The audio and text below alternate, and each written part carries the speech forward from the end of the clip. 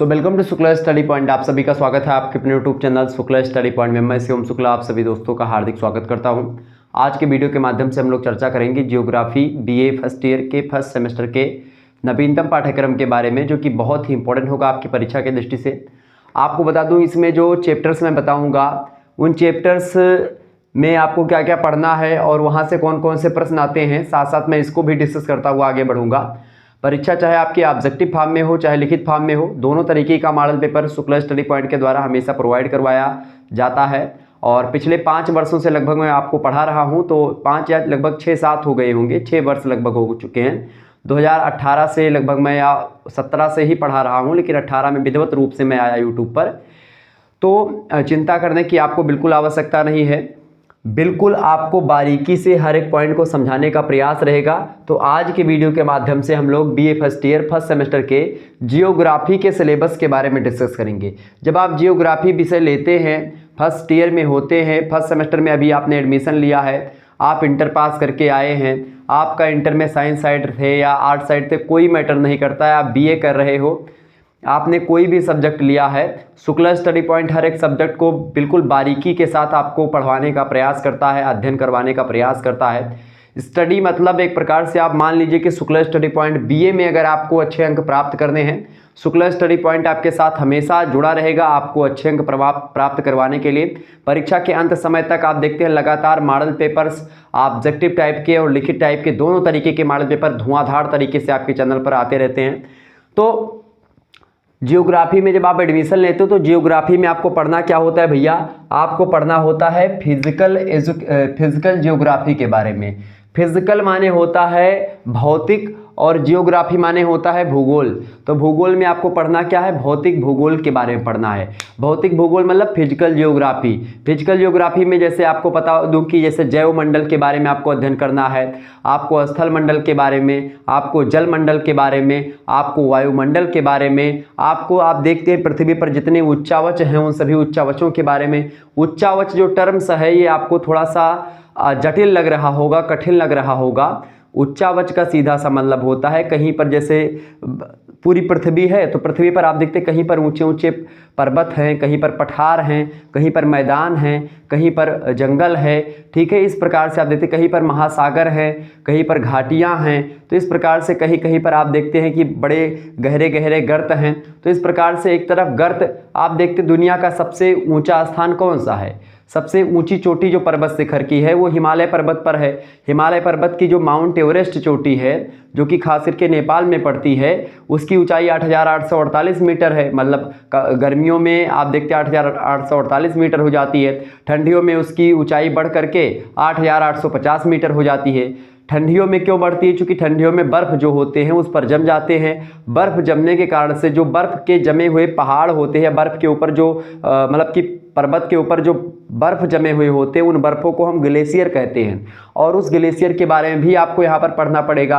Glacier कैसे पिघलते हैं, किस तरीके से ग्लेशियर जब पिघलते हैं तो नदियों का जल स्तर बढ़ता है, किस प्रकार से बांध टूटते हैं या एक प्रकार से जल भराव की समस्या उत्पन्न होती, किस प्रकार से बाढ़ आती हैं, किस प्रकार से समुद्र का जल स्तर बढ़ता है, नाना प्रकार की चीज़ें। और ये सब क्यों होती हैं, तापमान के बढ़ोतरी के कारण होता है। जब वातावरण गर्म हो जाता है, वातावरण क्यों गर्म होता है, किन गैसों के कारण गर्म होता है, इन तमाम प्रकार की चीज़ों को आप इसमें चर्चा करेंगे, इस सिलेबस के माध्यम से जानेंगे।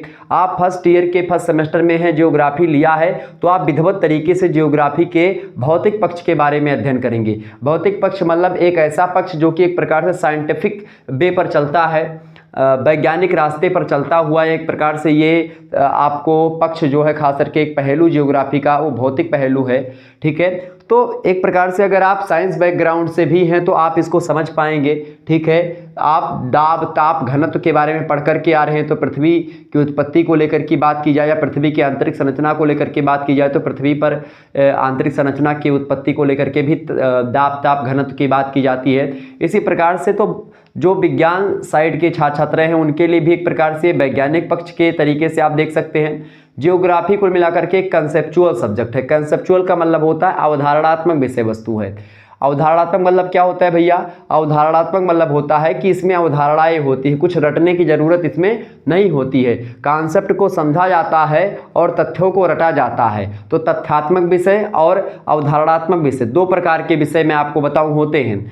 तो जो जैसे हिस्ट्री जो है आपका वो तथ्यात्मक विषय है, मतलब उसमें आपको डेट वगैरह आपको ध्यान में रखना पड़ता है कि भाई हाँ 1526 में मुगल आए थे, बाबर और एक प्रकार से इब्राहिम लोदी के बीच में पानीपत का जो प्रथम युद्ध हुआ था, पानीपत के प्रथम युद्ध जो हुआ था 1526 में हुआ था। ठीक है, खानवा का युद्ध कब हुआ था? चंदेली का युद्ध, मतलब इस प्रकार चंदेली का युद्ध, खानवा का युद्ध। ठीक है, इसी प्रकार से आप देखते हैं कि अंग्रेजों का एक प्रकार से चाहे फर्स्ट कर्नाटक वार की बात की जाए या एक प्रकार से फर्स्ट वर्ल्ड वार कब हुआ था, द्वितीय वर्ल्ड वार कब हुआ था, इसी प्रकार से आप देखते हैं कि भाई 1914 में प्रथम विश्व युद्ध होता है, फर्स्ट वर्ल्ड वार। द्वितीय जो है विश्व युद्ध की बात की है 1939 में प्रारंभ होता है, 1946 तक चलता है। तो इस प्रकार से आप इतिहास में देखते हैं कि भाई हर एक चीज़ को आपको याद करनी पड़ती है, रटनी पड़ती है। एक तथ्य जैसे इस डेट को उस डेट को आपको याद करना पड़ता है। लेकिन जियोग्राफी जो है एक ऐसा मज़ेदार विषय है कि इसमें आपको डाटा को या आंकड़े को याद करने की आवश्यकता बिल्कुल भी नहीं पड़ती है, आपको इसमें समझने की आवश्यकता पड़ती है। इसीलिए मैं बार बार कहता हूं कॉन्सेप्ट इज पावर। कॉन्सेप्ट अगर आपका क्लियर है तो निश्चित तौर पर आप जो है अच्छे अंक प्राप्त करेंगे। और जियोग्राफी में हर एक टॉपिक में कॉन्सेप्ट आपका क्लियर करवाऊंगा। ये कॉन्सेप्ट क्लियर करवाने का काम मेरा है, तो चिंता आप छोड़ दीजिए। ठीक है, और हमारे साथ आगे बढ़ते रहिए। वीडियो को फटाफट से लाइक कर दीजिएगा, नए हमारे साथ जुड़ रहे हैं, और चैनल को आप सभी लोग सब्सक्राइब कर दीजिएगा, क्योंकि आपके जो मापदंड हैं या जो आप सोच रहे हो, आपकी जो वांछ इच्छा है, जो आपके मन में चल रही चीज़ें हैं, उन समस्त चीज़ों का निराकरण जो है शुक्ला स्टडी पॉइंट चैनल पर आपका होगा। तो चिंता करने की बिल्कुल भी आपको आवश्यकता नहीं है। इंटर पास करके आप आए हैं, ठीक है, बीए में एडमिशन लिया है, आराम से घर पे बैठ करके आप पढ़िए। ठंडी आ रही है, रजाई में लेट करके आराम से पढ़िए। जब इच्छा हो पढ़िए, जब इच्छा हो सोइए, जब इच्छा हो खाइए, जब इच्छा हो घूमिए। कोई प्रकार का कोई टेंशन नहीं लेना है आपको। शुक्ला स्टडी पॉइंट पर अपना सारा भार छोड़ दीजिए, आपका सारा भार मैं उठाने के लिए तैयार हूँ। चलिए, तो आपको बस चैनल को सब्सक्राइब कर देना है, और आपके घर में जितने फ़ोन हैं, मैं रिक्वेस्ट यही करूंगा कि आपके घर में जितने फ़ोन हैं सभी से चैनल को सब्सक्राइब जरूर करवा दीजिए, क्योंकि मैं आपसे बस यही मांग रहा हूं। ठीक है, उसके बाद में आप देखिएगा कि शुक्ला स्टडी पॉइंट किस तरीके से आपको बढ़िया तरीके से पढ़ाता हूँ। एकदम से तहलका मचा देना हम लोगों को अब की बार, और बीए में आपको ही टॉप करना है, ये बात ध्यान रखिएगा। आपको ही टॉप करना है बीए में, अपने कॉलेज में, अपनी यूनिवर्सिटी में आपको सबसे अच्छे अंक प्राप्त करने, ये बात ध्यान रखिएगा। चलिए, इसी के साथ हम आगे बढ़ते हैं। नवीनतम पाठ्यक्रम 2024 की परीक्षाओं, 25 की परीक्षाओं के लिए सभी विश्वविद्यालयों के लिए यह पाठ्यक्रम ही वैध है, आपको यही पढ़ना पड़ेगा। नवीनतम बैच की शुरुआत हो रही है, न्यू बैच 2024 के छात्र छात्राओं के लिए, जो जिन्होंने अभी अभी एडमिशन लिया है उनके लिए। चलिए, हम जानने का प्रयास करते हैं। पहला टॉपिक हमको क्या पढ़ना है भैया? पहला टॉपिक हम लोगों को पढ़ना है भौतिक भूगोल के बारे में। भौतिक भूगोल आपके पेपर का ही नाम है, और जब आपके पेपर का नाम जो होता है वहां से लगभग और लगभग 10 से 15 नंबर के प्रश्न, ऐसे एकदम से ठप्पा लगा लीजिए मोहर कि 10 से 15 नंबर आपका पेपर के नाम से रिलेटेड प्रश्न हूबहू आ जाएगा कि भाई इसको क्या कहते हैं। भौतिक भूगोल, भौतिक भूगोल की प्रकृति, अर्थ, परिभाषा और विषय क्षेत्र यानी अध्ययन क्षेत्र। प्रकृति माने होता है कि भौतिक भूगोल एक कला है या फिर एक विज्ञान है। ठीक है, समझिएगा बड़े ध्यान से। यानी कि भौतिक भूगोल जो है, भूगोल की दो शाखा है मुख्य रूप से, एक है भौतिक भूगोल और एक है मानव भूगोल। इसीलिए भौतिक भूगोल आप पेपर 1 में पढ़ रहे हैं, और जैसे ही आप मतलब ये भौतिक भूगोल आप सेमेस्टर 1 में पढ़ रहे हैं, और जैसे ही आप सेमेस्टर 2 में जाओगे तो आप मानव भूगोल के बारे में पढ़ेंगे। तो जो भूगोल का मानवीय पक्ष है वो कहीं ना कहीं पे एक कलात्मक विषय है, एक कला है, एक आर्ट है। जैसे कहते हैं कि भाई ये आर्ट साइड में पढ़ रहा हूँ, वो कह रहे मैं साइंस साइड पढ़ रहा हूँ, आप लोग तो जान करके ही आ रहे होंगे। तो आर्ट जो साइड है उसमें आपका जो मानव पक्ष है वो आ जाता है, यानी मानव भूगोल। ठीक है, मानव भूगोल जो है आपका वो आ जाएगा कला में, और जो भौतिक भूगोल है ये आ जाएगा आपका विज्ञान में। ठीक है, तो इसकी प्रकृति कैसी है? वैज्ञानिक है, वैज्ञानिक नेचर है, साइंटिफिक नेचर है फिजिकल ज्योग्राफी का। ओके, ये चीज़ आपकी समझ में आ गई। तो भौतिक भूगोल के अर्थ, भौतिक भूगोल की परिभाषा, भौतिक भूगोल की प्रकृति यानी नेचर, और भौतिक भूगोल का अध्ययन क्षेत्र यानी विषय क्षेत्र जिसको आप कहते हैं, जिसको आप स्कोप कहते हैं। तो scope of physical geography, meaning of physical geography, definition of physical geography and nature of physical geography, आपको ये पढ़ना है चैप्टर नंबर 1 में।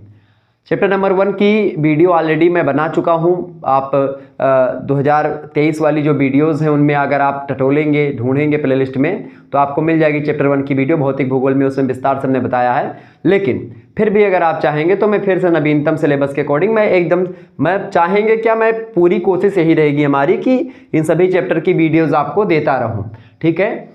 तो इस प्रकार से हम सिलेबस को कंप्लीट करने का प्रयास पूर्ण रूप से अपना करेंगे, अपना 100% लगा देंगे कि आपका ये सिलेबस मैं आपको बिल्कुल फ्री में यूट्यूब पर ही उपलब्ध करवाऊँ, ठीक है। बस आपको पढ़ना है। हमारी क्लासेस जो होती हैं, चूँकि मैं सभी क्लासेस को अकेले डील करता हूँ, तो इसीलिए हमारी क्लासेस आपको बता दूँ कि रात के 8 बजे या रात के 9 बजे, 2 टाइम आप एक बार यूट्यूब पर जरूर आकर के चेक करें। आपका ये काम है, आपका यही काम है कि रात में 8 बजे और रात में 9 बजे आप ये देखें शुक्ला स्टडी पॉइंट पर आकर के कि कौन सी क्लास चल रही है और किस सेमेस्टर की चल रही है। अगर आपके सब्जेक्ट की क्लास या आपके सेमेस्टर की क्लास चले तो आप आसानी से उसको देखिए, किसी प्रकार का कोई पैसा उसमें नहीं लगता है। आराम से पढ़िए, बस आपको पढ़ना है, वीडियो को लाइक और शेयर करना है। तो भौतिक भूगोल, भौतिक मतलब क्या होता है, भौतिक मतलब फिजिकल, और जियोग्राफी मतलब होता है आपका भूगोल, यानी ऐसा भूगोल जो कि भौतिक वातावरण का अध्ययन करता है, एक प्रकार से जो भौतिक चीज़ें हैं उनका अध्ययन करता है। जैसे आप देखते वायुमंडल में तमाम प्रकार की परतें हैं, उनका अध्ययन करना हुआ, या इसी प्रकार से आप देखते समुद्र के जल में कितना खारापन है उसका अध्ययन करना हुआ, समुद्र की उत्पत्ति और पृथ्वी की उत्पत्ति कैसे हुई, महासागरों की उत्पत्ति कैसे हुई, महाद्वीपों कैसे बने, वेगनर महोदय ने क्या बताया, कोबर का भूसन्नति सिद्धांत क्या कहता है, पर्वत जो ऊंचे ऊंचे बने हैं वो पर्वत कैसे बने, पर्वतों पर जो वलन बना है वो कैसे बना, भूसन्नतियाँ क्या होती हैं, भूकंप कैसे आता है, ज्वालामुखी क्या होती है, ठीक है, सूर्यातप क्या है, वाताग्र क्या है, इसी प्रकार से नाना प्रकार की विषय वस्तु आप इसमें पढ़ते हैं। तो ये सब पृथ्वी के उच्चावचन का अध्ययन वगैरह जो किया जाता है जिस शास्त्र या विज्ञान के अंतर्गत, तो उसको बोलते हैं भौतिक विज्ञान या एक प्रकार या भौतिक भूगोल, ठीक है। समझ में आ गई चीज़ें। भौतिक भूगोल के अंतर्गत खगोल भूगोल का भी एक पार्ट, एक प्रकार से खगोल विज्ञान का भी शामिल होता है, खास करके सौरमंडल वाला, क्योंकि पृथ्वी भी सौरमंडल का एक हिस्सा है। सौरमंडल में एक ग्रह में से एक प्रकार से जो प्रधान ग्रह है सूर्य है, और उसी ग्रहों में से आप देखते हैं पृथ्वी भी एक मतलब सूर्य भगवान का चक्कर लगाने वाला एक ग्रह है। तो सूर्य का चक्कर कौन लगाती है, पृथ्वी लगाती है, शुक्र लगाता है, चंद्रमा पृथ्वी का चक्कर लगाता है, यानी कि जो ग्रहों के चक्कर लगाते हैं उनको उपग्रह कहते हैं, जिनको अंग्रेजी में सैटेलाइट बोला जाता है, ठीक है।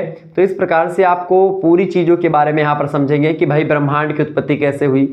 ब्रह्मांड की उत्पत्ति के बहुत सारे सिद्धांत हैं, उनमें प्लेट मतलब जो एक प्रकार से बिग बैंग थ्योरी सबसे ज़्यादा फेमस है, इसके अलावा वायव्य राशि पर कल्पना हो गई, ठीक है। इसी प्रकार से बहुत सारे लोग आए, वैसे जॉर्ज लेवन थ्योरी आते हैं, बिग बैंग थ्योरी देते हैं, तो उनकी बारे में हम चर्चा करेंगे। तो इस प्रकार से बिग बैंग थ्योरी सर्वाधिक मान्य है, जो है ब्रह्मांड की उत्पत्ति के सिद्धांत को लेकर के बहुत सारे विद्वानों ने अलग अलग थ्योरियाँ दी हैं, तो उन सभी के बारे में हम लोग चर्चा करेंगे। अच्छा, चूंकि ब्रह्मांड उत्पत्ति जैसे होगी जिन सिद्धांतों के माध्यम से, उन्हीं सिद्धांतों से पृथ्वी की भी उत्पत्ति होगी, चूंकि पृथ्वी भी ब्रह्मांड का एक हिस्सा है। पृथ्वी सौरमंडल का हिस्सा है, सौरमंडल ब्रह्मांड का हिस्सा है, सौरमंडल जो है मंदाकिनी यानी जो मिल्की वे एक प्रकार से गैलेक्सी है उसका भाग है, ये बात आप जानते होंगे। तो आइए हम जानने का प्रयास करते हैं। तो इन्हीं सभी चीज़ों का अध्ययन करना याद किया जाता है इसमें, तो अध्ययन क्षेत्र उसी को कहते हैं कि भाई क्या क्या हमको पढ़ना है। तो भौतिक भूगोल में क्या क्या पढ़ना है उसको बोलते हैं अध्ययन क्षेत्र, ठीक है। उसकी प्रकृति मतलब नेचर, कि वो वैज्ञानिक है या कलात्मक है, तो वैज्ञानिक है निश्चित तौर पर। हर एक तथ्यों की एक प्रकार से सुसंगठित सुव्यवस्थित जानकारी देता है भौतिक भूगोल, और इसीलिए खास करके जो शास्त्र या विज्ञान सुसंगठित सुव्यवस्थित एवं क्रमबद्ध तरीके से जानकारी देता है, जिनकी अध्ययन पद्धतियाँ वैज्ञानिक होती हैं, जो भविष्यवाणी कर सकता है कि भाई पानी कब बरसेगा, ये सारी चीज़ें ये भौतिक भूगोल बता सकता है, ठीक है। तो ये सब एक प्रकार से क्या होता है, ये सब वैज्ञानिक विषय वस्तु हैं जो एक प्रकार से भविष्यवाणी भी कर सके, जिनके अध्ययन पद्धतियाँ या जो अध्ययन विधियाँ हैं वो वैज्ञानिक हों, ठीक है। वो सब एक प्रकार से सुसंगठित सुव्यवस्थित और क्रमबद्ध तरीके से अध्ययन करती है, तो वो शास्त्र या विज्ञान वैज्ञानिक होता है। तो इस प्रकार से ये हो गया। अगला जो है तो इसमें हम पूरा चीज़ सब चर्चा करेंगे। इसके बाद में हम लोग दूसरे चैप्टर में चर्चा करेंगे ब्रह्मांड के बारे में, ब्रह्मांड, सौरमंडल और पृथ्वी की उत्पत्ति के सिद्धांतों के बारे में। बहुत सारे सिद्धांत हैं, तो जो इंपॉर्टेंट सिद्धांत हैं उन सिद्धांतों के बारे में हम लोग चर्चा करेंगे। आपको बता दूं ब्रह्मांड सबसे बड़ा होता है, उसके बाद में सौरमंडल के बाद पृथ्वी। मतलब वैसे तो और चीज़ें हैं, जैसे इसमें मंदाकिनी जो गैलेक्सीज होती हैं वो भी बड़ी होती हैं, तो सौरमंडल से बड़ी। तो ब्रह्मांड की उत्पत्ति जिस सिद्धांत से हुई है उस सिद्धांतों से सौरमंडल की भी उत्पत्ति होगी और उन्हीं सिद्धांतों से पृथ्वी की भी उत्पत्ति होगी। ठीक है, इस प्रकार से बिग बैंग थ्योरी जो है सबसे फेमस थ्योरी है या सबसे सर्वमान्य थ्योरी जिसको आप बोल सकते हैं। एक छोटा सा क्या होता है, एक छोटा सा कह रहा हूँ, एक बहुत बड़ा सा गोला होता है और उसी गोले में विस्फोट होता है। ठीक है, और गोले में विस्फोट क्यों होता है? उसके कारण से, घनत्व के कारण से, क्योंकि उसका घनत्व लगातार बढ़ता जाता है। एक ऐसा गोला जिस गोले का घनत्व बढ़ता जाता है। अब घनत्व क्या है, प्रश्न यहाँ पर ये उठता है आपके मन में, बिल्कुल उठना चाहिए। और जब तक गुरु मिले नहीं सांचा तब तक गुरु करो 10 पाँचा, तुलसीदास जी ने भी कहा। तो गुरु एक प्रकार से आपको बता दूँ कि भाई ठोक बजाय करे चाहिए। तो ठोक बजाय कौन में मतलब कि हर चीज़ जानो कि भाई हाँ का सही है का गलत है या का पूरा आपका जानना चाहिए। ठीक है, तो आइए हम उसी श्रृंखला में आगे बढ़ते हैं। तो जैसे अब का हम बताएं घनत्व का हुए, घनत्व का कहा जाता है इसे कितना घना है, कितना सघन है, कितना गजीन है। गाँव वगैरह में कहा तो गजीन है, सघन है, घना है। तो लोहा ज़्यादा घना हुआ है तो लोहे का घनत्व ज़्यादा है। ठीक है, समझो, अगर वह लोहा एक बोरा में भर दियो, समझा तो नहीं समझते हो, एक बोरे में या पन्नी में एक लोहा भर दो तो उसका घनत्व तो एक प्रकार से बहुत कम रहेगा लेकिन उसका वजन ज़्यादा रहेगा क्योंकि उसके घनत्व ज़्यादा घना हुआ है। लेकिन अगर एक पन्नी में रुई बांध दो तो रुई का घनत्व तो कम है। अब कहो एक बोरा रुई इकट्ठा कर लो और 1-1 किलो का बाट ऐसे रख लो तो बराबर हो जाएगा वो वजन में। ठीक है, तो रुई का घनत्व तो क्या है, रुई का घनत्व तो कम है, रुई का घनत्व तो कम है, मतलब रुई कम घनी है, रुई बिरल है और लोहा सघन है, यानी लोहे का घनत्व तो ज़्यादा है और रुई का घनत्व तो कम है। तो वो जो गोला था वो लोहे की भांति था और मतलब लोहे से बहुत ज़्यादा, लगभग करोड़ों एक प्रकार से ज़्यादा, करोड़ों % ज़्यादा आप बोल सकते हो कि लोहे से ज़्यादा घनत्व उसमें था। ठीक है, तो इतना घनत्व था और लगातार वो घनत्व क्या हो रहा था, बढ़ता ही जा रहा था। अब घनत्व के बढ़ने से क्या होता है, दबाव होता है। अब आपस में वो जो इलेक्ट्रॉन प्रोटॉन जो कुछ भी थे आपस में से टकरा रहे थे, ऐसे एकदम से लड़ रहे थे, एकदम से घने होते चले रहे थे, दबाव बढ़ता जा रहा था और उसी दबाव के परिणाम स्वरूप क्या हुआ, एक प्रकार से विस्फोट हुआ खूब भयानक तरीके से। और जब वही दबाव एक प्रकार से जब खूब ज़्यादा, ऐसे अभी इसी मारकरवा को अगर हम ऐसे करें, ऐसे एकदम से खूब दाब दें, तो अगर मेरे पास उतना बल नहीं है लेकिन अगर ऐसे इसको बल से दाबते चले जाएंगे तो क्या होता जाएगा, एकदम से पचक जाएगा और एक समय ऐसा आएगा कि ये हमारे हाथ से छटक करके दूर भाग जाएगा, या एक प्रकार से क्या होगा, ये एक प्रकार से क्या होगा, छटक जाएगा या एकदम से इसमें टूट जाएगा, या इस प्रकार से होगा। तो इसी प्रकार से वो गोला क्या हुआ, जब खूब ज़्यादा घनत्व लगा तो बड़ाम से विस्फोट हुआ। और जब विस्फोट हुआ मेरे प्यारे दोस्तों, तो किस प्रकार से जो उसके छोटे छोटे टुकड़े थे वो ऐसे इधर उधर पूरे संसार में फैल गए और इस प्रकार से पूरे ब्रह्मांड में तमाम प्रकार के उल्का पिंड, तमाम प्रकार के सूर्य, तमाम प्रकार की पृथ्वी जैसे ग्रह, इस प्रकार से जो है कुछ ग्रह ऐसे थे जो कि एक प्रकार से चमकीले, कुछ तारे मंडल, नक्षत्र, एक प्रकार से तमाम प्रकार की चीज़ों का विकास हुआ, गैलेक्सीज बनी, सौरमंडल की उत्पत्ति, तो सब ऐसे हुआ। इस प्रकार से एक प्रकार से पूरा जो आप रात में लेटते हैं, अगर कभी आप बाहर लेटते हैं, छत पर लेटते, तो आप देखते होंगे कि ऊपर जो नक्षत्र मंडल दिख रहा है, तारा मंडल, ये सब जो है उसी का परिणाम स्वरूप है, उसी गोले से निकला हुआ है। और एक समय ऐसा आ जाएगा तो जो बिग बैंग थ्योरी है, जो महाविस्फोट सिद्धांत है, वो विस्फोट सिद्धांत जिस तरीके से ये पूरा अलग हुआ है, एक समय ऐसा आएगा, विद्वानों ने बताया कि ये फिर से क्या हो जाएगा, ऐसे ऐसे सब आपस में इकट्ठा हो जाएगा। तो अभी तो ये विरल हो चुके हैं लेकिन एक समय ऐसा आएगा कि फिर सारी चीज़ें इकट्ठे आ जाएंगी और जब इकट्ठे आ जाएंगी तो फिर एक गोला बनेगा, फिर ये प्रक्रिया आगे होगी। तो ये एक प्रकार से ये महाविस्फोट का सिद्धांत है। जॉर्ज लेमन थ्योरी थे, उन्होंने एक प्रकार से इस थ्योरी के बारे में बताया था। ओके, वो एक पादरी थे चर्च में। तो ये रहा एक प्रकार से ब्रह्मांड और सौरमंडल की उत्पत्ति के सिद्धांत। हालांकि और भी सिद्धांत है, वायव्य राशि परिकल्पना से लेकर के और भी तमाम प्रकार के एक प्रकार सिद्धांत है जो कि पृथ्वी, ब्रह्मांड और सौरमंडल की उत्पत्ति की व्याख्या करते हैं और सभी की आलोचनाएं हैं। हालांकि बिग बैंग थ्योरी की भी आलोचनाएं, लेकिन सर्वमान्य मत है, इसीलिए इसको हमने यहाँ पर थोड़ा बहुत आपको समझा दिया। आगे बढ़ते और भी चीज़ों को जानने का हम प्रयास करते हैं। देखिए तीसरे चैप्टर में आपको क्या पढ़ना है, भूवैज्ञानिक समय सारणी के बारे में। भूवैज्ञानिक समय सारणी की अगर बात की जाए तो भूवैज्ञानिक समय सारणी टाइम टेबल, समय सारणी, समझ में आ रही चीजें, टाइम टेबल।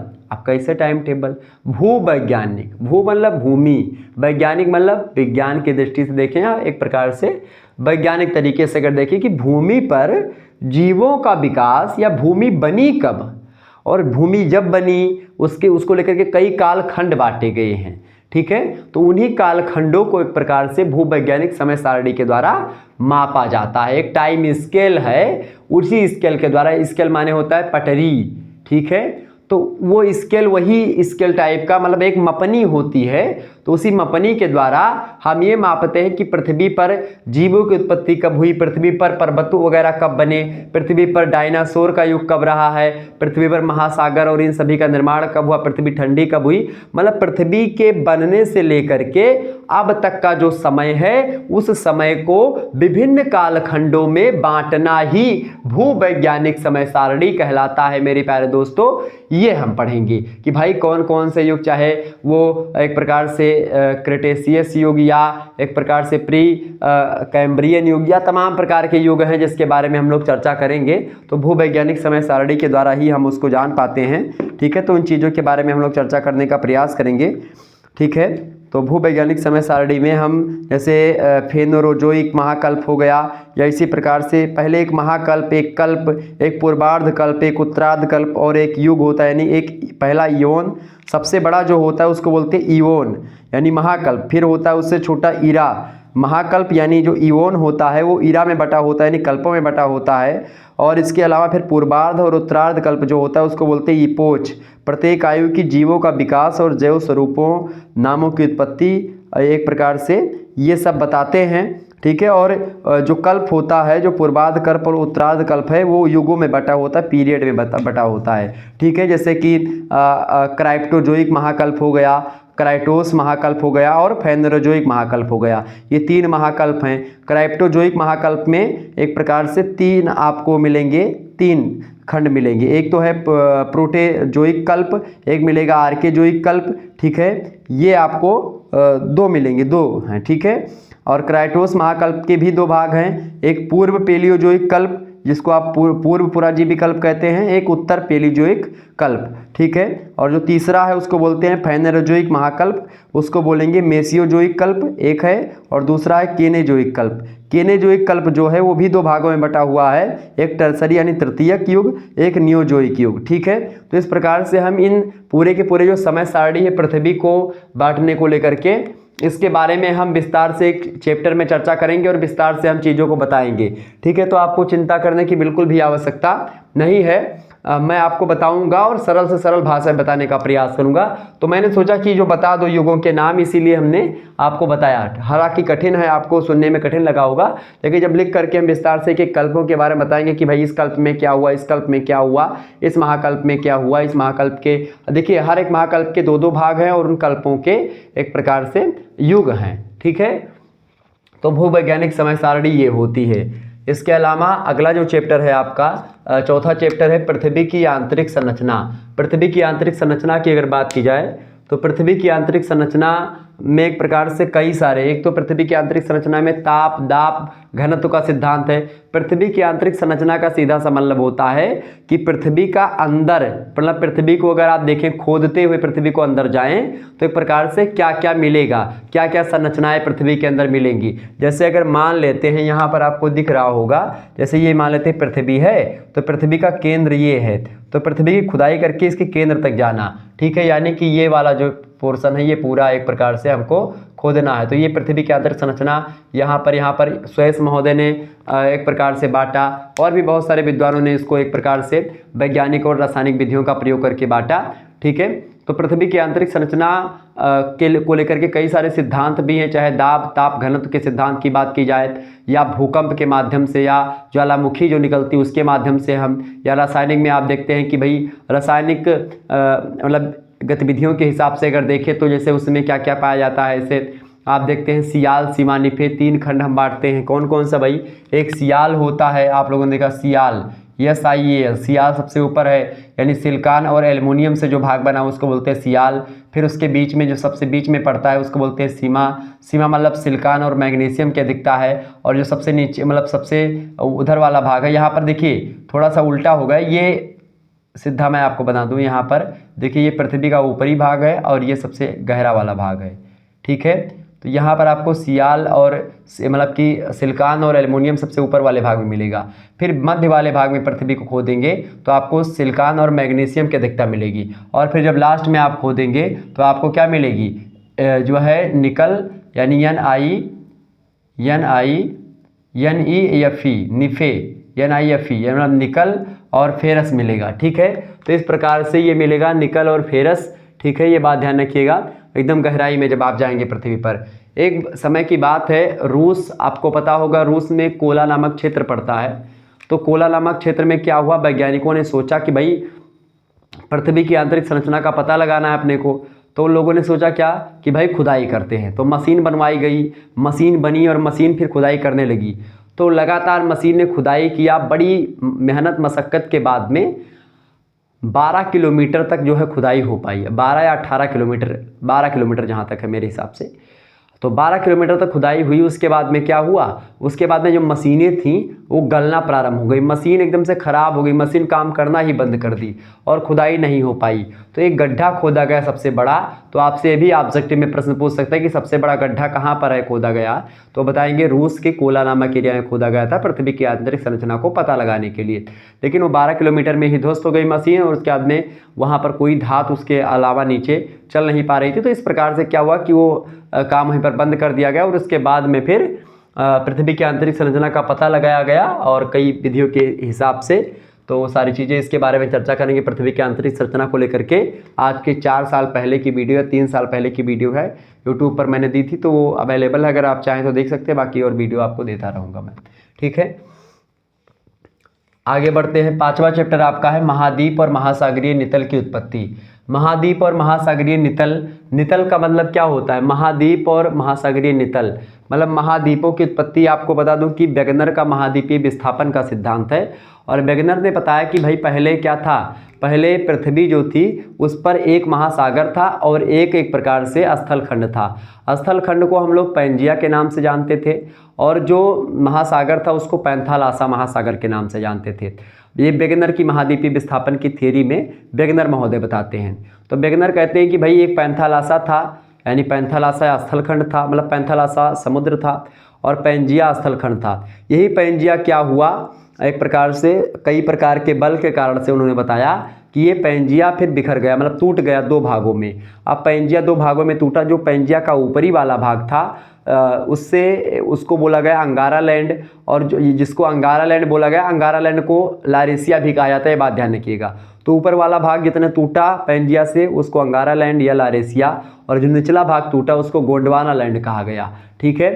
तो जो उत्तरी अमेरिका या आपको यूरोप की कंट्रीज दिख रही हैं, एशिया का लगभग ऊपरी पूरा भाग, ठीक है, ग्रीनलैंड आपको दिख रहा है, इतने उत्तर वाले आपको देश मिल रहे हैं, उत्तर में एकदम से हैं, मतलब कि जो आपका इक्वेटर है, विषुवत रेखा है या भूमध्य रेखा जिसको आप कहते हैं, भूमध्य रेखा के ऊपर जितने देश हैं वो सब देश या वो सब महाद्वीप जो टूटे हैं वो गोंडवाना लैंड के हैं, और जो दक्षिण में हैं वो सब एक प्रकार मतलब ऊपर वाले जो हैं वो लारेसिया के हैं, मतलब कि लारेसिया मतलब क्या होता है, अंगारा लैंड, तो वो सब अंगारा लैंड के हैं ऊपर वाले, और जो नीचे वाले हैं वो गोंडवाना लैंड के हैं। तो आपसे पूछा जाए दक्षिण भारत जो है किस भूखंड का हिस्सा था प्राचीन काल में, तो आप क्या बताओगे, दक्षिण भारत जो था वो गोंडवाना लैंड का हिस्सा था। चूंकि वो दक्षिण भारत जो है अपना वो अफ्रीका के मतलब अफ्रीका से टूट करके भारत में आकर के मिला है, और उसी के मिलने से बहुत सारे विद्वान बताते हैं कि भाई जब वो आकर के टूट करके लड़ा यहाँ पर भारत में तो उससे हिमालय पर्वत की उत्पत्ति होती है, हिमालय पर्वत ऐसे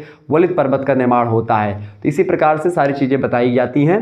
तो पूरा थ्योरी हम समझेंगे पर्वतों के निर्माण से लेकर के पृथ्वी के बनने की पूरी प्रक्रिया से लेकर के पृथ्वी की आंतरिक संरचना, और उसके बाद में आंतरिक संरचना के बाद में महाद्वीपों का किस प्रकार से विस्थापन होता है, और इस प्रकार से जो आजकल के वर्तमान में महाद्वीप हमारे समक्ष हैं उन सभी तक चर्चा करेंगे। तो महाद्वीप और महासागरीय नितल की उत्पत्ति कैसे होती है इसको बारे में जानेंगे, इसके सिद्धांतों के बारे में। फिर इसके बाद में भू संतुलन, भू संतुलन का सीधा सा मतलब होता है भू संतुलन, भूमि पर संतुलन। चूंकि भूमि पर संतुलन क्यों बात की जाती है भू संतुलन की, इसीलिए बात करी जाती है। भू संतुलन कहते हैं उसको कि पृथ्वी पर संतुलन बना रहे। जैसे आप देखते हैं पृथ्वी पर कहीं कहीं पर ऊंचे ऊंचे पर्वत है, बहुत ऊंचे ऊंचे। एक तरफ तो सबसे ऊंची पर्वत श्रृंखला 8,848 मीटर की ऊंची एवरेस्ट, माउंट एवरेस्ट, और एक तरफ प्रशांत महासागर में आप देखिएगा सबसे गहरा गर्त है। तो ऑब्जेक्टिव में प्रश्न दोनों पूछा जाता है, सबसे गहरा गर्त या सबसे गहरा स्थान कहाँ पर है पृथ्वी पर, तो प्रशांत महासागर में है, उत्तरी प्रशांत महासागर में खास करके आप देखिएगा तो वो पड़ेगा आपको। सबसे गहरा गर्त है उसको बोलते हैं मेरियाना गर्त या मेरियाना ट्रेंच बोलते हैं अंग्रेजी में। तो मेरियाना गर्त जो है उसकी जो गहराई है वो 11,033 मीटर है, मतलब लगभग 11 किलोमीटर वो गहरा है। ठीक है, वो गड्ढा है, गर्त है। महासागर में जो गड्ढा होता है उसको गर्त कहते हैं। बहुत पतला सकरा गड्ढा है, 11,033 मीटर की गहराई का गड्ढा है पृथ्वी तल से। ठीक है, और ऊंचाई 8,000 किलोमीटर, मतलब लगभग 9 किलोमीटर की ऊंचाई है। ठीक है, 9 किलोमीटर ऊंचा पृथ्वी पर और 11 किलोमीटर गहरा। ये एक प्रकार से पृथ्वी पर देखिए अब, तो ये एक प्रकार से क्या है, ये तालमेल ना, चूंकि वो गड्ढा, ये ऊंचाई, ये पहाड़, ये पर्वत, ये पेड़, ये श्रृंखलाएं, घाटी, ये चोटी, इस प्रकार से आप देखते हैं कि पृथ्वी पर उच्चावच बहुत ज़्यादा है। कहीं पर ऊंचे ऊंचे पर्वत शिखर हैं, कहीं पर एक प्रकार से महासागर बह रहा है, कहीं पर खूब गहरे गहरी घाटियाँ हैं, गड्ढे हैं। तो इन सभी में तालमेल, कहीं पर ऊंचे ऊंचे पर्वत शिखरों पर पेड़ पालो बहुत ज़्यादा, वनस्पतियाँ हैं। ठीक है, जंगल हैं, झाड़ियाँ हैं, पर्वत हैं, पठार हैं, मैदान हैं। ठीक है, नदियां हैं, झील हैं, तालाब हैं। तो ये सब क्या है, इन सब के द्वारा भूमि का संतुलन एक प्रकार से बिगड़ जाता है।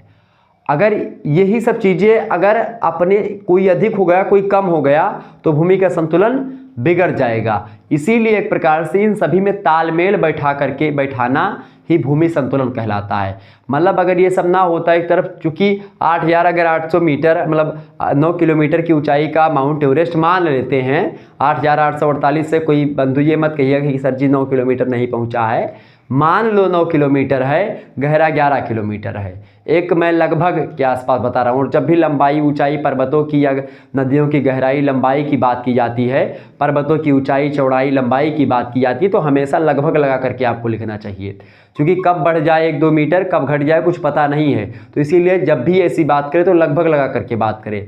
ठीक है, तो इसी ऊंचे और नीचे का जो तालमेल है, इसी तालमेल एक प्रकार से इसी तालमेल को हम भूमि संतुलन कहते हैं। क्योंकि भूमि पर संतुलन बना हुआ है। पृथ्वी अपनी गति पर भी एक प्रकार से अपने अक्ष पर एक प्रकार 23.5 डिग्री झुकी होने के बावजूद अपने अक्ष पर लट्टू की भांति नाच रही है। और इसके साथ ही साथ वो इसे नाचते हुए ऐसे ऐसे सूर्य भगवान का चक्कर भी लगा रही है। तो इस प्रकार से ये पृथ्वी परिक्रमा कर रही है। और इस प्रकार से ऊंचे ऊंचे पर्वत शिखर हैं, पेड़ पालो बड़े लंबे लंबे हैं। आपको नहीं लगता कि गिर जाने चाहिए, या पृथ्वी पर महासागर वगैरह जो हैं वो एक प्रकार से छलक जाने चाहिए, बाहर गिर जाने चाहिए। ज्वार भाटा आता है इन्हीं कारणों से तो आता है। तो ये सब चीज़ें जो है खास करके भूमि संतुलन होते हैं कि भूमि पर संतुलन बना हुआ है। एक तरफ ऊंचे पहाड़ है तो दूसरे तरफ गर्त है गहरे गहरे, एक तरफ पठार हैं, दूसरे तरफ एक प्रकार से नदियां हैं, एक तरफ एक मैदान है सिंपल, एक तरफ एक प्रकार से आप देखते हैं एक तरफ चोटी है तो घाटी है। इस प्रकार से तालमेल बना हुआ है। ठीक है, समन्वय बना हुआ है, तो उसी को बोलते हैं भूमि संतुलन।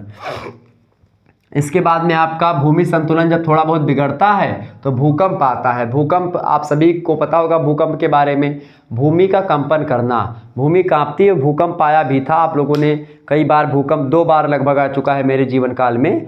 ठीक है, और मैंने अनुभव भी किया। तो भूकंप का सीधा सा मतलब होता है, भूकंप एक प्रकार से जब इन्हीं भूमि संतुलन में थोड़ा सा इधर उधर कुछ होता है तो भूमि संतुलन एक प्रकार जब बिगड़ता है तो एक प्रकार से पृथ्वी थर थर कापन कैलाश लगा और डमाडोल भा रुद्रासन। ठीक है, इस प्रकार से जब काल बलि को जकड़ लिया हिल गया स्वर्ग और रुद्रासन। हनुमान जी ने, एक कथा है कि भाई हनुमान जी जब लंका में गए तो काल जो थे उनको बंदी बनाए हुए थे रावण। तो रावण ने भेजा कि भाई जा उस बंदर को पकड़ लेके आ, काल को भेजा, डायरेक्ट काल को भेज दिया। जब देखा कि भाई सभी उसके निश्चर मर्द गर्द मिलेयस एक प्रकार से 10 शीशा, जब देखे 10 शीश के जितने भी वो आए थे उन सभी को एकदम से मसल करके हनुमान जी ने सभी राक्षसों को मार गिराया। कछु मर्देश कछु मिलेयस, कछु मिले मतलब कछु मर्देश कछु मिटेश कछ मतलब किस प्रकार से कछु मिलेश धरधूर कछ पुंजाय पुकारे प्रभु मरकटावा बलभूर। इस प्रकार से बहुत बलशाली एक बंदर आ चुका है, वो अशोक वाटिका को उजाड़ दिया है। नाथ एक आवा कवि भारी तहीं अशोक वाटिका उजारी। इस प्रकार से आप सुंदरकांड में देखते होंगे। तो जब वो आता है, बड़ी ज़बरदस्त कथा है। तो जब एक प्रकार से ये हनुमान जी की बात की जा रही है, तो हनुमान जी को पकड़ने के लिए काल को भेजा। रावण ने कहा कि भाई काल पड़ा हुआ है, उसको जा करके बोल कि भाई उस बंदर को पकड़ के लेके आ। तो काल जाते हैं हनुमान जी को पकड़ने के लिए। नहीं, पकड़ने के लिए नहीं जाते हैं, हाँ पकड़ने के लिए जाते हैं, कुछ ऐसे होता है। तो जब पकड़ने के लिए जाते हैं तो मतलब जब लंका वो जला रहे होते हैं हनुमान जी, तब की बात है। तो मेघनाथ तो बंदी बना करके उसको ले आते हैं, मतलब हनुमान जी को ले आते हैं मेघनाथ बंदी बना करके। फिर उसके बाद में मतलब हनुमान जी इसलिए बंदी बन जाते हैं क्योंकि क्या होता है कि वो कहते हैं कि अगर ब्रह्म अस्त्र जो चलाया है, ब्रह्मास्त्र जो चलाया है, उसकी महिमा अगर मैं उसको तोड़ दूंगा तो मिट जाएगी, और इसीलिए वो बंद करके वो हनुमान जी चले जाते हैं। तो जब लंका जला रहे होते हैं तब रावण को पता लगा, अरे यार लंका जला दिया, तो काल को भेजा कि भाई जा पकड़ के लाओ उसको।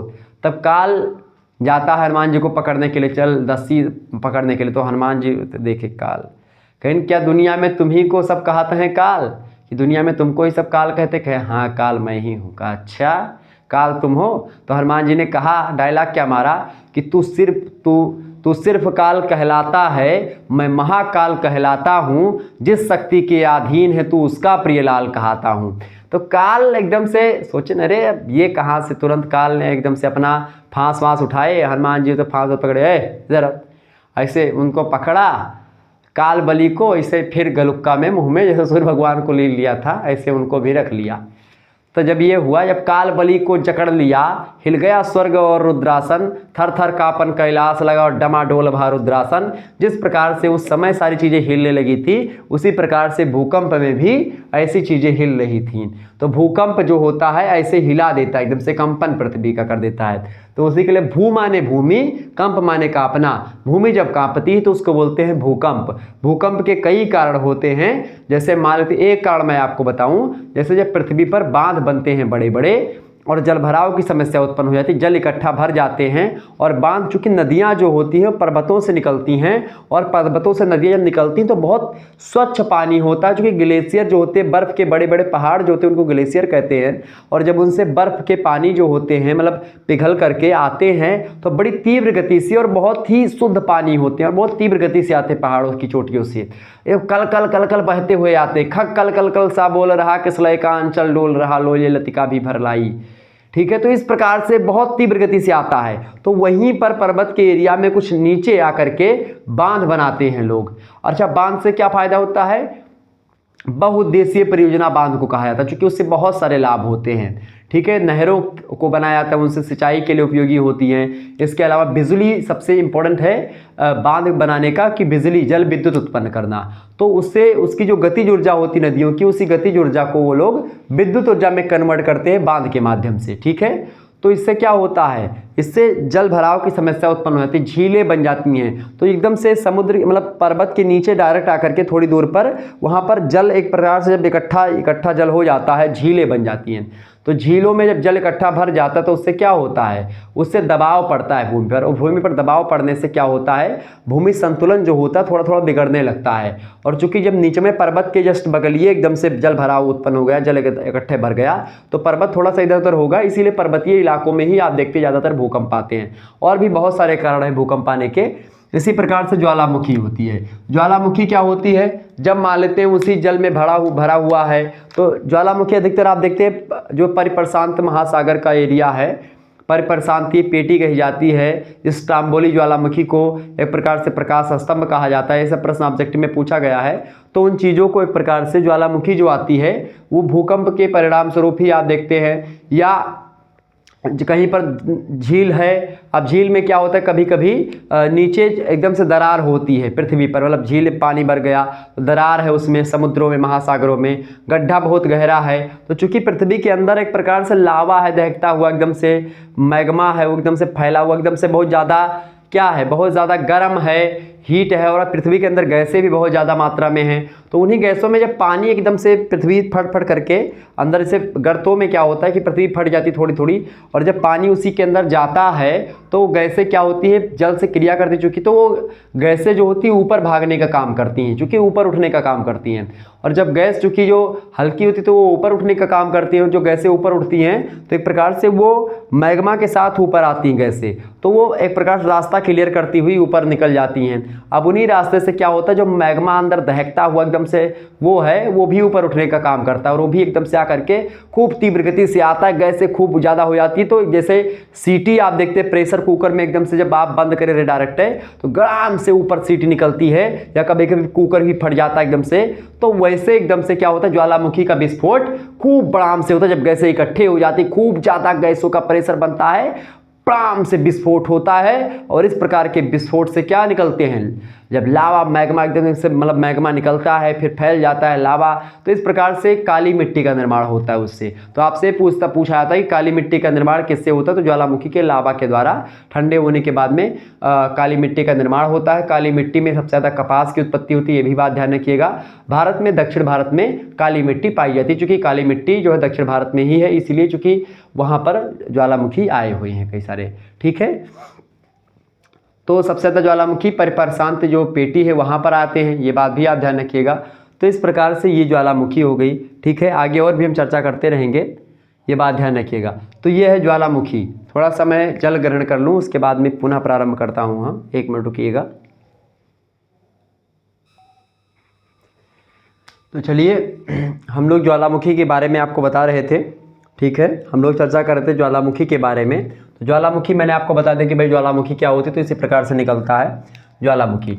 इसके बाद में अगला जो चैप्टर हम लोग पढ़ेंगे वो भूसन्नति और प्लेट टेक्टोनिक यानी प्लेट विवर्तनी जो अवधारणा है उसके बारे में जानेंगे।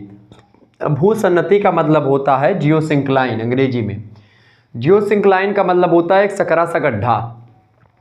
सकरा सा गड्ढा का मतलब क्या होता है, एक सकरा गड्ढा होता है और उसी गड्ढे में क्या होता है, मलबा भरता रहता है। एक गड्ढा समुद्र के बीच में होता है, जैसे जो मलबा नदियाँ जो समुद्र में लेकर के जाती हैं मलबा वगैरह, समुद्र चूँकि नदियाँ तीव्र गति से आती है समुद्र में गिरती हैं, समुद्र में जब वो गिरती तो एक गड्ढा का निर्माण करते हैं, उसको बोलते हैं एक प्रकार से, उसको बोलते हैं एक, ध्यान नहीं आ रहा है मुझे, एक तो भाई नदियाँ क्या होती हैं, एक नदियाँ क्या बनाती हैं, नदियाँ बनाती हैं एक डेल्टा, और एक बनाती है स्ट्रेची या ऐसे कुछ करके नाम है, मुझे ध्यान नहीं आ रहा अभी।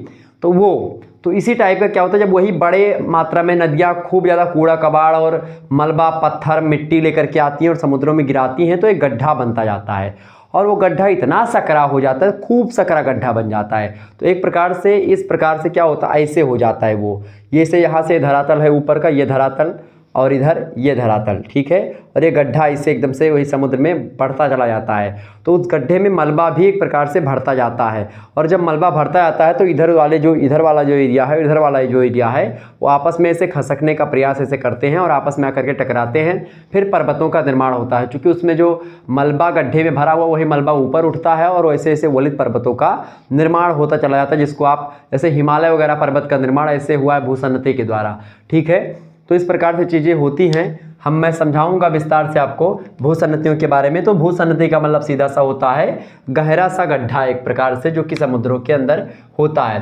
प्लेट टेक्टोनिक का मतलब होता है प्लेट विवर्तन या प्लेट विवर्तनिक सिद्धांत, या प्लेट टेक्टोनिक का मतलब होता है कोबर का है, कोबर ने भूसन्नति का सिद्धांत भी दिया था, ठीक है। प्लेट टेक्टोनिक थियरी एक प्रकार से अलग अलग विद्वानों ने भी दी है। तो प्लेटों का आपस में टकराना, इसको बोलते हैं प्लेट टेक्टोनिक थियरी।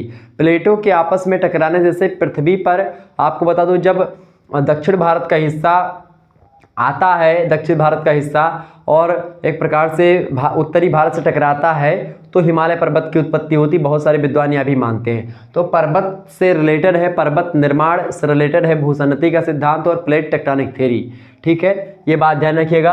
तो इसके बारे में हम चर्चा करेंगे, ये कैसे होता है। इसके बाद में हम लोग अगला चैप्टर जो है आपका 10वां चैप्टर, उसमें चर्चा करेंगे चट्टानों के बारे में। चट्टानें जो होती है जिसको बोलते हैं रॉक्स, चट्टान की उत्पत्ति कैसे हुई है, उत्पत्ति के बारे में जानेंगे।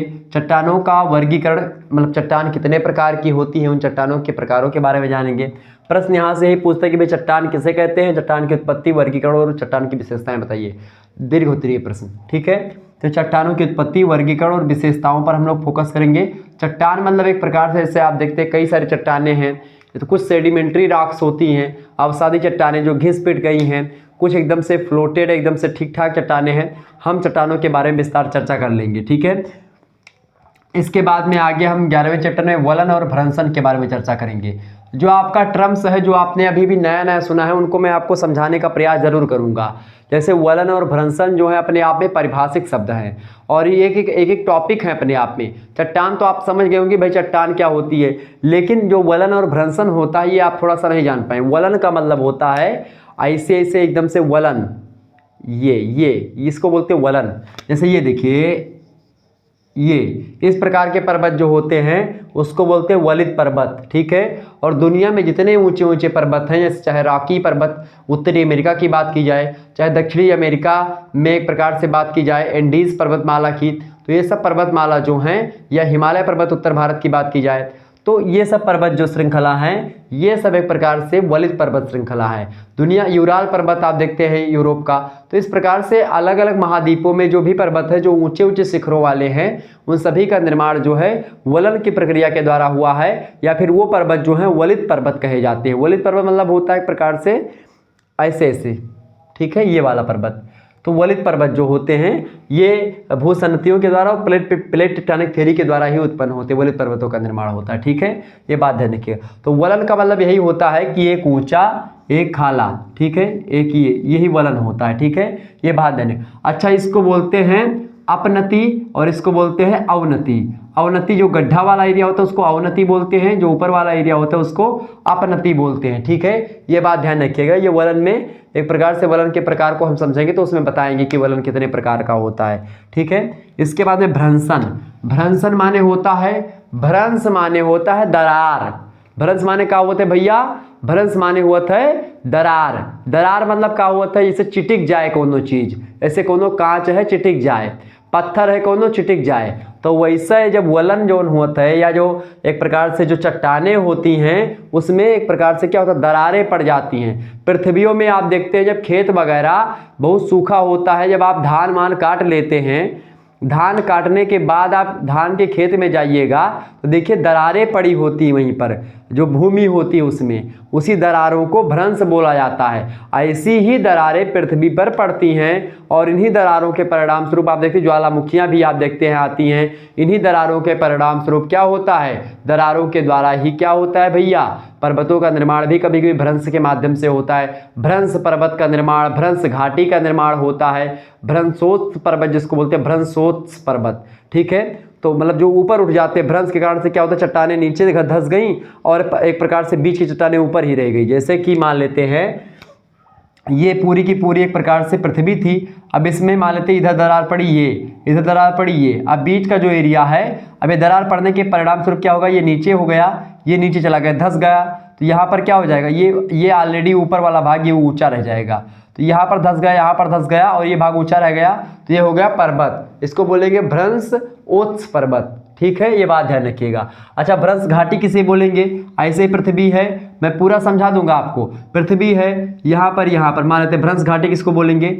ये वाला एरिया मतलब यहाँ पर दरार पड़ गई, यहाँ पर भ्रंश हो गया, ठीक है। यहाँ पर दरार, यहाँ पर दरार। अब दरार के परिणाम स्वरूप क्या हुआ कि ये वाला जो एक प्रकार से एरिया है ये यहाँ पर ऊपर बल लगाएगा, ये यहाँ पर बल लगाएगा, ठीक है। और जब इसे बल लगेगा इधर से तो क्या होगा? ये या तो ये जो बीच वाला भाग है या तो ऊपर उठेगा, ऊपर उठा तो पर्वत का निर्माण हुआ।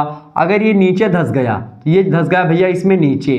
अब जब ये नीचे धंस गया तो ऊपर वाला भाग ये यहाँ पर आ गया, ये तो ये ऑटोमेटिक इधर दोनों ऊपर वाले भाग जो है ये मुख्य जमीन है ये वाला, ठीक है, ये वो मुख्य जमीन है और ये इतना गड्ढा धंस गया, तो ये गड्ढा क्या कहलाएगी? ये कहलाएगी भ्रंश घाटी, ठीक है। ये क्या कहलाएगी? भ्रंश घाटी कहलाएगी। तो इसी को बोलते हैं भ्रंश घाटी, इसको बोलते हैं भ्रंश पर्वत, भ्रंशोत्स पर्वत, ठीक है। समझ में आ गई चीजें? तो ये होता है भ्रंशन का काम जियोग्राफी में, खास करके भौतिक भूगोल में। आपके समझ में आ रहा है? बहुत मेहनत लगती है भैया। आपको बता दूं एक वीडियो बनाने में संपूर्ण ऊर्जा जो पूरे दिन की होती है वो चली जाती है। तो आप लोग प्लीज़ वीडियो को लाइक ज़रूर करें, वीडियो समझ में ज़रूर आ रही होगी, बातचीत ना करें, बहुत मेहनत के परिणाम स्वरूप वीडियो बन पाता है, आप खुद भी जान पा रहे होंगे। ठीक है, तो आप लोग प्लीज़ उसको बहुत आसानी से मत लेकर के पढ़िए, बहुत डीप में पढ़िए, बहुत अच्छे तरीके से अपना पूरा कॉन्फिडेंस दे करके पढ़िए। और जो एक प्रकार से बच्चे पढ़ने वाले हैं वो आगे चल करके अपने माता पिता का नाम जरूर रोशन करेंगे। ठीक है, और आप लोग ऐसे आगे बढ़ते रहिए, यही मैं प्रार्थना भी करता रहता हूँ हमेशा। तो ये हो गई आपकी भ्रंश। अब आगे देखते हैं, अगला है आपका अपक्षय और अपर्दन। ये दोनों पॉइंट भी बहुत ही इंपॉर्टेंट है, खास करके जियोग्राफी में। अपक्षय और अपर्दन। अपक्षय का मतलब होता है अपक्षय, अपक्षय मतलब टूट जाना। कोई पत्थर है, भ्रंश पड़ा, भ्रंश के बाद में वो टूट गया। ठीक है, दरार पड़ने के बाद टूट गया, उसको बोलते हैं, टूट जाने को अपक्षय बोलते हैं। और टूट करके किसी के साथ बहने को, किसी के साथ उड़ने को हम अपर्दन बोलते हैं। अपर्दन, अपर्दन का मतलब क्या होता है, जैसे जल ने अगर तोड़ा पत्थर को, जल के साथ ऐसे बह रहा है तो टूटना अपक्षय हो गया, टूट करके साथ में बहना जल के साथ अपर्दन हो गया। जल के साथ बह रहा है तो जल अपर्दन, वायु के साथ वो पत्थर उड़ रहा है या जो है बहुत सारे कण उड़ रहे हैं तो वो सब क्या हो गए, वो सब वायु अपर्दन हो गए। वो सब क्या हो गए, वायु अपर्दन हो गए। तो इसको बोलते हैं जल अपर्दन, वायु अपर्दन। तो जिसके द्वारा टूट करके बहे, वो जैसे नदियों के द्वारा अपर्दन होता है। नदियाँ अपर्दन करती हैं, नदियाँ अपने साथ बहती हैं तो बहुत सारे पेड़ पौधों को तोड़ देती हैं, बहुत सारे चट्टान वगैरह को उखाड़ करके अपने साथ बहा करके ले जाती हैं। तो उन्हीं सभी चीज़ों को तोड़ करके बहा करके अपने साथ ले जाना ही अपर्दन कहलाता है। और जो मलबा अपने साथ नदियाँ बहा करके ले जाती हैं, उस मलबे को हम बोलते हैं अवसाद। ठीक है, या बोलते हैं उसको निक्षेप। क्या बोलते हैं भैया, निक्षेप बोलते हैं जियोग्राफी में। भूगोल की भाषा में वह का निक्षेप वही कचड़वा का जो नदीवा अपने सतवा बहावत थी, बेगवा जबावत नदी के, तो जो मलबा कचड़ा कूड़ा कबाड़ जो नदी अपने साथ बहाई, वो का कहा था जियोग्राफी में, वह कहा था जियोग्राफी में निक्षेप। निक्षेप यानी कचड़वा का कहा था भैया, निक्षेप कहा था। अब निक्षेपवा का नदीवा बहावत थी, तो भाई कब तक बहाए, जब तक करे लगे शक्ति रही, जब तक नदी बहुत तेज बहाती तब तक वो अपने साथ बहाए। और एक समय ऐसा आए कि वह नदीवा वही कचड़वा कूड़ा कबड़वा का, वही निक्षेपवा का छोड़ दे। कहाँ छोड़ दे, जहाँ पर नदी के शक्ति खत्म हो जाए वहीं पर उसको वो छोड़ देगी। और इसी मलबे को या निक्षेप को छोड़ने की प्रक्रिया ही जियोग्राफी में निक्षेपण के नाम से जानी जाती। किसके नाम से भैया, निक्षेपण। निक्षेपण का मतलब क्या होता है, छोड़ना, मलबे को छोड़ना, कचड़े को छोड़ना। क्योंकि नदियों की जब शक्ति कम हो जाती है, बहाव कम हो जाता है तो वो छोड़ देती है चीजें, तो उसको बोलते हैं नदियों को एक प्रकार निक्षेपों को छोड़ देना। ठीक है, तो ये हो गया आपका निक्षेपण। ठीक है, समझ में आ गई चीजें। एक मिनट रुकिएगा। चलिए, तो मैं आपको क्या बता रहा था, अपक्षय और अपर्दन। तो अपर्दन और अपक्षय तो क्लियर हो गया होगा कि भाई अपर्दन और निक्षेपण सब। निक्षेप क्या होता है, निक्षेप माने कूड़ा कचड़ा जो नदियाँ अपने साथ बहाती हैं, उसको बोलते हैं निक्षेप। अच्छा, नदियाँ बहाती हैं उसको भी निक्षेप कहते हैं। बहुत सारे वायु जो होती है बहुत तीव्र गति चलती हैं, तो वायु के द्वारा अपने साथ जो है बहुत सारा जैसे रेगिस्तानों से बालू वगैरह उड़ा लेती हैं, बालू का स्तूप बना देती हैं, तो वायु भी अपर्दन करती है। ठीक है, ये बात ध्यान रखिएगा। तो अपर्दन ये होता है, अपक्षय ये होता है। क्लियर। निक्षेपण जब छोड़ देती मलबा को तो उसको निक्षेपण। अपर्दन और अपर्दन की संकल्पना के बारे में चर्चा करेंगे, जो सिद्धांत है इसको लेकर के, उन सिद्धांतों के बारे में चर्चा करेंगे। वायु के द्वारा और जल के द्वारा सारी चीज़ों के बारे में। अफवाह प्रणाली के बारे में चर्चा करेंगे।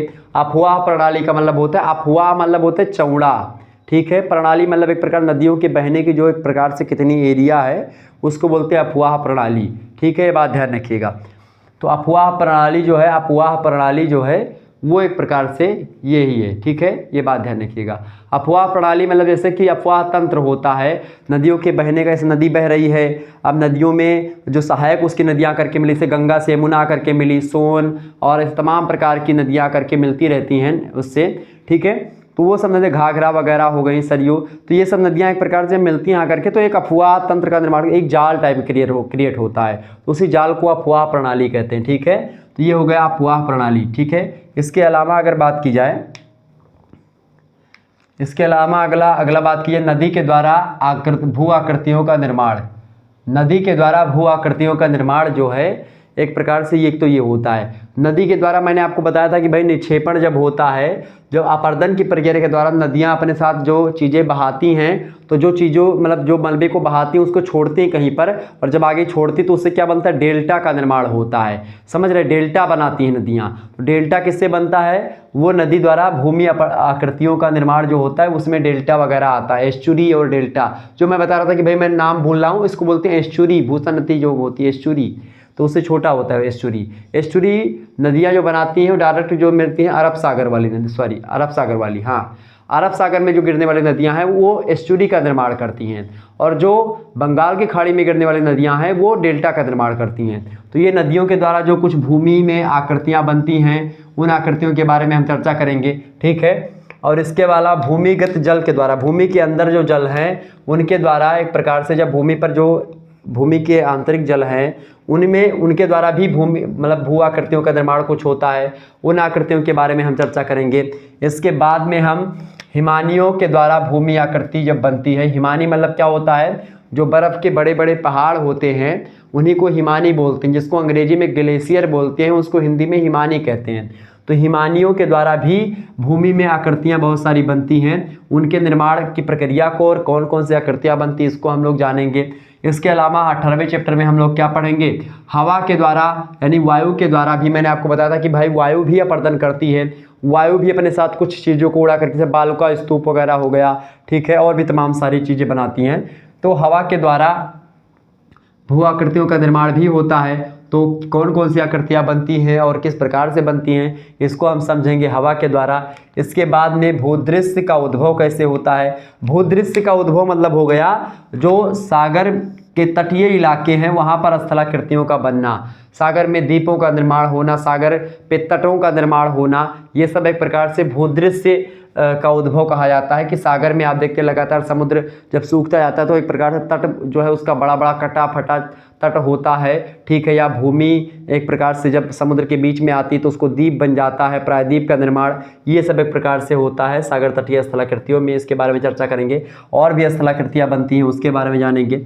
इसके अलावा 20वें चैप्टर में हम लोग वायुमंडल का संगठन देखेंगे और संरचना। वायुमंडल का संगठन और संरचना मतलब वायुमंडल का स्ट्रक्चर जो है एक प्रकार, चाहे क्षोभ मंडल की बात की जाए, ठीक है, समताप मंडल की बात की जाए, ठीक है, बहिर्मंडल की बात की जाए, मतलब कि उसकी बात की जाए, तो ये सब जो मंडल हैं वायुमंडल जो 5 मंडलों से मिलकर के बना हुआ है, समताप मंडल, आयन मंडल, ठीक है, ये सब जो मंडल हैं इनके बारे में हम चर्चा करेंगे। और वायुमंडल का संगठन, वायु में कौन कौन सी क्वालिटी, कितनी वायु कौन सी पाई जाती है, ऑक्सीजन का परसेंटेज, जैसे आपसे ऑब्जेक्टिव में प्रश्न पूछेगा ऑक्सीजन का परसेंटेज कितना है वायुमंडल में, तो आप बताओगे कि भाई ऑक्सीजन का परसेंट कितना है लगभग, और लगभग 78% के आसपास ऑक्सीजन है, 78% के पास नाइट्रोजन है, 21% के पास आसपास ऑक्सीजन है आपका, इसी प्रकार से और भी गैसें हैं, ठीक है। इसके अलावा सूर्य तप क्या होता है। सूर्य तप को एक प्रकार से क्या बोलते हैं, सूर्य भगवान का जो तापमान है वो पृथ्वी पर आता है, और पृथ्वी पर आकर के जो विकिरण पृथ्वी से टकरा करके कुछ तो वापस ऊपर निकल जाती हैं और कुछ वायुमंडल में फैल जाती हैं। तो वायुमंडल में फैल जाने वाली जो तापमान जो ऊर्जा होती है, उसी ऊर्जा को हम लोग, उसी गर्माहट को सूर्य तप कहते हैं, ठीक है, उसके बारे में चर्चा करेंगे। इसके अलावा वायुमंडलीय दाब और वायुमंडलीय जो पवने हैं उन वायुमंडलीय पवनों और वायुमंडलीय दाब के बारे में चर्चा करेंगे। वायुमंडलीय दाब का क्या मतलब होता है, वायु का दबाव भी पड़ता है, क्योंकि वायु का भी अपना कुछ वजन होता है, तो वायुमंडल का दबाव होता है, वायुमंडल भी एक प्रकार से दबाव उत्पन्न करता है। वायु ठंडी, जितनी ज़्यादा ठंडी वायु होगी उतने ज़्यादा प्रेशर वहाँ पर ज़्यादा होगा। तो वायुमंडल के दबाव के कारण से आप देखते हैं चक्रवात और प्रतिचक्रवात यानी साइक्लोन और एंटी साइक्लोन की उत्पत्ति होती है, ठीक है, ये बात ध्यान रखिएगा।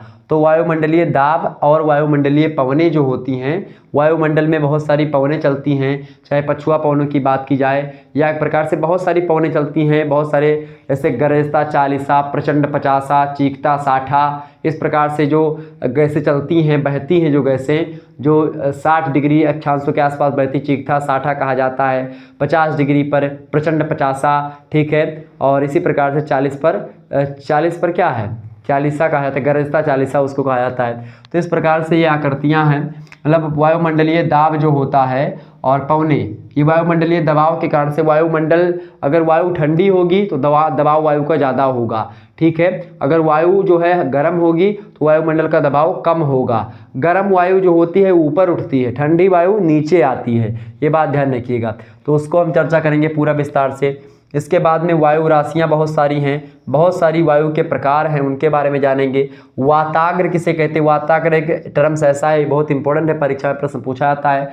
वाताग्र का मतलब होता है ठंडी और गर्म। जब जो एक प्रकार से ठंडी और गर्म जब वायु राशियाँ आपस में मिलती हैं तो ठंडी और गर्म वायु राशियों के मिलने से वाताग्र का निर्माण होता है। क्योंकि गर्म वायु जो है वो एक प्रकार से ऊपर रहती है, ठंडी वायु नीचे रहती है। तो गर्म वायु जब गर्म होकर के ऊपर से बहती है, ठंडी वायु नीचे रहती है। क्योंकि किसी एरिया में ठंडी वायु किसी में गर्म, तो आपस में जब मिल जाती है, जहाँ पर ठंडी और गर्म वायु की राशियाँ आपस में मिलती हैं उस एरिया को हम वाताग्र कहते हैं, ठीक है। ये बात ध्यान रखिएगा। अगला जो टॉपिक है आपका वो चक्रवात यानी साइक्लोन और प्रतिचक्रवात एंटी साइक्लोन। चक्रवात में हवाएं जो होती किस प्रकार से घूमती है आपको पता होगा, ऐसे घूमती हुई। तो चक्रवात और प्रतिचक्रवात दोनों के बारे में समझेंगे और सब वायु दाब का ही खेल है इसमें, चक्रवात प्रतिचक्रवात में। यहाँ से लगभग 10 नंबर का प्रश्न आपका एकदम से तय है आना, ठीक है। इसके अलावा ये जो भूमि आकृतियों का निर्माण है, यहाँ से भी लगभग 10 से 15 नंबर का प्रश्न आता है, ठीक है। आगे देखते हैं अगला 25 नंबर जो टॉपिक आपका चैप्टर है उसमें क्या पढ़ना है? आर्द्रता, वृष्टि और वर्षा के बारे में। आर्द्रता माने होता है कितनी नमी है वायु में, कितनी ठंडी वायु, कितना पानी है वायु में, तो उसी को आर्द्रता बोलते हैं। वृष्टि माने वर्षा, ठीक है। वृष्टि माने एक प्रकार से बरसना टाइप का, तो इसी प्रकार से वर्षा। तो वर्षा, वृष्टि और आर्द्रता, इन तीनों के बारे में चर्चा करेंगे। वायु में नमी वगैरह कितनी है, सारी चीज़ों के बारे में, ठीक है। शुष्क वायु को बोलते हैं हल्की वायु। शुष्क वायु जो होती है उसको बोलते हैं उसमें नमी नहीं होती, आर्द्रता कम होती है शुष्क वायु में। और आर्द्र वायु में क्या होता है? शुष्क और आर्द्र समझिए, शुष्क माने सूखा, आर्द्र माने गीला, ठीक है। आर्द्र माने ऐसी वायु जिसमें नमी ज़्यादा है, जिसमें ठंडक ज़्यादा है, जिसमें एक प्रकार से पानी की मात्रा ज़्यादा है। शुष्क वायु का मतलब जिसमें गर्मी, मतलब जिसमें जल की मात्रा बहुत कम है, ठीक है। ये सब जियोग्राफी के टर्म्स हैं जो कि आपको समझना चाहिए और इसीलिए हमने सिलेबस डिस्कशन मैं कर रहा हूँ और इतना समय लग रहा है आपको। बता दूँ मैं सिलेबस इसको 10 मिनट में आपको बता करके चला, ये पढ़ना है, ये पढ़ना है, ये पढ़ना है, पढ़ना है, मैं ऐसे बता करके निकल जाता, लेकिन इससे आपका कोई फ़ायदा नहीं होता। फ़ायदा इसलिए इस वीडियो के माध्यम से आपका हो रहा है क्योंकि आप एक ही वीडियो के माध्यम से अपने संपूर्ण सिलेबस के बारे में जानकारी ग्रहण कर पा रहे हैं कि भाई हमको क्या पढ़ना है और वो वास्तव में है क्या, आपके समझ के हिसाब से मैं सबको समझा रहा हूँ, ठीक है, ताकि आप समझ पाए। इसके अलावा 26 नंबर चैप्टर में आपको महासागरों का जो तलीय उच्चावच है उसके बारे में। तलीय उच्चावच मतलब जो महासागर जो है उसके जब आप तल में जाएंगे, तल मतलब समझ रहे हैं, जैसे महासागर है यहाँ तक बह रहा है, ऊपर इतना महासागर है, इसके नीचे जो महासागर की गहराई मान लेते इतनी है, तो महासागर की गहराई में आप देखते हैं एक इतना गहरा होगा, कुछ कोनो स्थान पर यहाँ पर गहरा है, कुछ बहुत बहुत नीचे गहरा हो गया, कुछ और नीचे गहरा है, कुछ एकदम से ऊपर है, कुछ और ऊपर, कुछ द्वीप बन गया, कुछ और गहरा है, फिर तल नितल, ठीक है। इसी प्रकार से कई प्रकार के चीज़ें मतलब उसमें परतें दर परतें होती हैं, उन्हीं को बोलते हैं तलीय उच्चावच। मतलब कहीं पर ऊंचा है, कहीं पर खाला है, कहीं पर ऊंचा, कहीं पर खाला। तो इस प्रकार से पूरा का पूरा जो महासागर के अंदर ये सब होता है, अंदर महासागर के अंदर पर्वत पहाड़ भी होते हैं, महासागर के अंदर वनस्पतियां होती हैं, ठीक है। महासागर के अंदर बहुत सारे जीव जंतु होते हैं जिनको सी फूड कहा जाता है, ठीक है। तो महासागरों का जो तलीय उच्चावच है उसके बारे में हम चर्चा करेंगे। इसके बाद में हम लोग आएंगे 27 नंबर चैप्टर में महासागरीय जल का तापमान देखेंगे। महासागरीय जल का तापमान है, लवणता उसकी कितनी है, तापमान मतलब उसका टेम्परेचर महासागरीय जल का कितना है उसके बारे में जानेंगे। महासागरीय जल का तापमान कहाँ किस सागर में कितना है, कैसे क्या है, ये सारी चीज़ें समझ लेंगे। महासागरीय जल की लवणता यानी उस खारापन कितना है, कहाँ कहाँ पर कैसे है, इन चीज़ों के बारे में हमको पढ़ना है, ठीक है, ये जानेंगे। इसी लवणता मतलब खारापन, ठीक है। तापमान मतलब कितना गर्म है जल, ठीक है, कहाँ का, कितनी ठंडी जलधारा, गर्म जलधारा जो हैं वो सब यहीं पर हमको देखने को मिलेंगी, ठीक है। इसके बाद में 29 नंबर चैप्टर है महासागरीय जल की गतियाँ।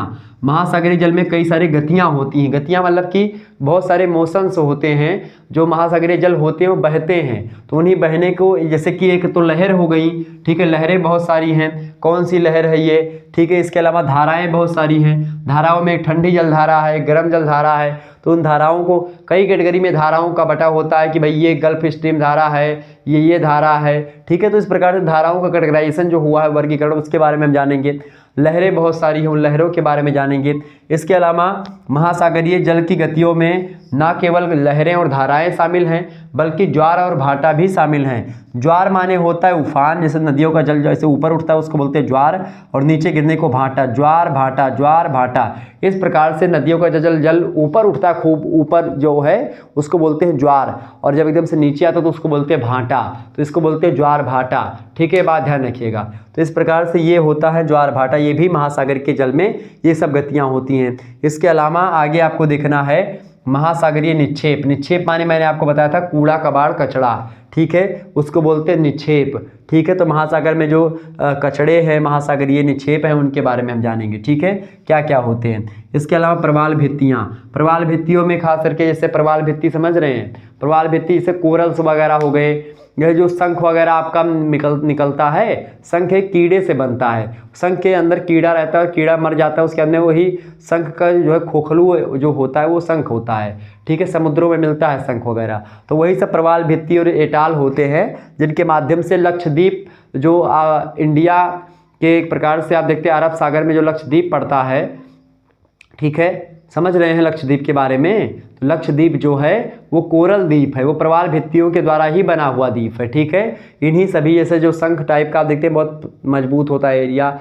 या आप लोग सुतुही बचपन में अगर आप शायद नहीं जानते होंगे सुतुही के बारे में, आलू वगैरह पहले छिलनी से नहीं छिली जाती थी। मुझे भी याद है हमारे घर पे, हमारे बगल में एक ताल है हमारे घर के पास में, ठीक है, तो उस ताल में उद्धा ताल उसका नाम है, तो उस तालाब में जब तालाब वो सूखा, एक बार मुझे याद है मैं बहुत छोटा था, तो उसमें यही जो कोरल वाला चीज़ है वैसे वो सुतुही मिलती थी, मतलब ऐसे वही कीड़े वाला का, तो उसी कीड़े वाले को जो उसका परत होती थी ऊपर वाली खोल जो उसकी, ऐसे खचुहा का खोल हो गया, ऐसे ऐसे तमाम सारे जीव होते जलिए, उनकी खालें होती खूब ज़्यादा मजबूत होती हैं, तो उनको एक प्रकार से उसी में रगड़ रगड़ करके छेद किया जाता था बहुत पतला सा, और उसी से आलू वगैरह छीली जाती थी पहले। ठीक है, उसको बोलते थे सुतुही। ठीक है, तो इस प्रकार से ये सब उन्हीं चीज़ों से मिलता था, प्रवाल भित्तियाँ और एटाल से ही। तो ये सब इसके बारे में चर्चा करेंगे, समुद्रों में ये सब मिलते हैं आपको। इसके अलावा फिर जैवमंडल के बारे में चर्चा करेंगे। जैवमंडल जैसे कि जो वनस्पतियाँ हैं, जो जीव जंतु हैं, बहुत सारे हैं। ठीक है, इसके अलावा जैविक अनुक्रमण के बारे में, किस प्रकार से इन सभी का उत्पत्ति और किस प्रकार से समन्वय होता है। जीवोम और प्राणी भौगोलिक प्रदेश के बारे में चर्चा करेंगे, कहाँ पर एक प्रकार से बायोम या जीवोम होते, कहाँ पर वनस्पतियाँ, कहाँ पर जैव विविधता भी इसी में हम चर्चा कर लेंगे, एक टॉपिक होगा जैव विविधता का भी। तो ये सब एक प्रकार से कहाँ पर कैसे रहते हैं, जीवों का निर्वाह, और जीव एक प्रकार से और वनस्पतियों के एक प्रकार से जो सिचुएशंस या संरचना होती है, उन्हीं को जैवमंडल के अंतर्गत हम लोग चर्चा करेंगे।